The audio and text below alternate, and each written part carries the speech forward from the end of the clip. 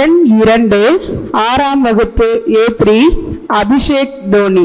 அனைவருக்கும் வணக்கம். நான் பேச எடுத்துக்கொண்ட தலைப்பு குடும்ப உறவுகளை பாதுகாப்பதன் அவசியம்.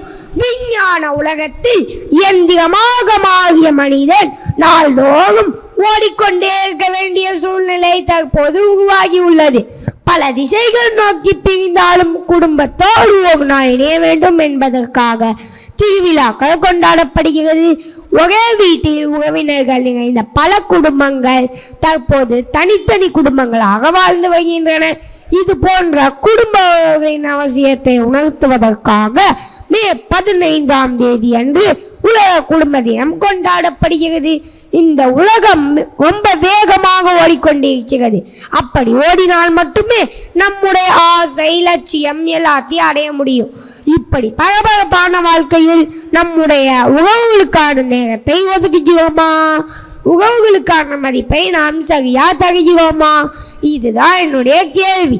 நாம் வாழும் வீட்டில் எவ்வளவு வசதி இருக்கிறது என்பதை விட எவ்வளவு மகிழ்ச்சியாக இருக்கிறோம் என்பதே உண்மை. உறவுகளோடு பேசினால் பிரச்சனை தீரும் என்ற காலம் போய் உறவுகளோடு பேசினால் பிரச்சனை வந்துவிடுமோ என்ற காலம் வந்துவிட்டது. ஏன் இந்த மாற்றம்?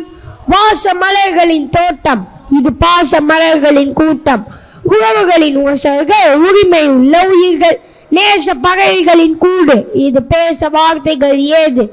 ஆலமரமாய் படர்ந்தது, அன்பில் ஆகாயமாய் விரிந்தது.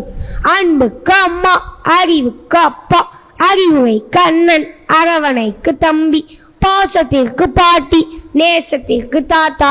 சுகத்திலும் சோகத்திலும் சேர்ந்திருக்கும் சொந்தங்கள், ஊடல்களும் கூடல்களும் உருவாடும் தருணங்கள். அழகழகாய் உறவுகள், அன்பான சிறகுகள்.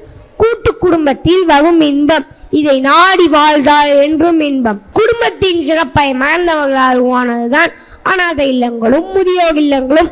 இன்றைய சமுதாயம் பாசமற்ற பாலைவனத்தை நோக்கி செல்வதற்கான அடையாளம்தான் ஆதரவற்றோர் இல்லங்கள்.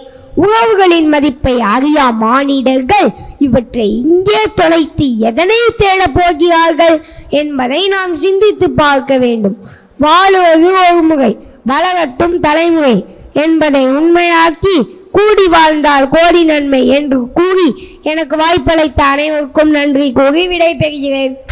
வாச மலர்களின் தோட்டம் இது, பாச மலர்களின் கூட்டம் எங்கள் குடும்பம் என்று மிக அழகாக பேசிய அபிஷேக் தோனிக்கு நன்றி.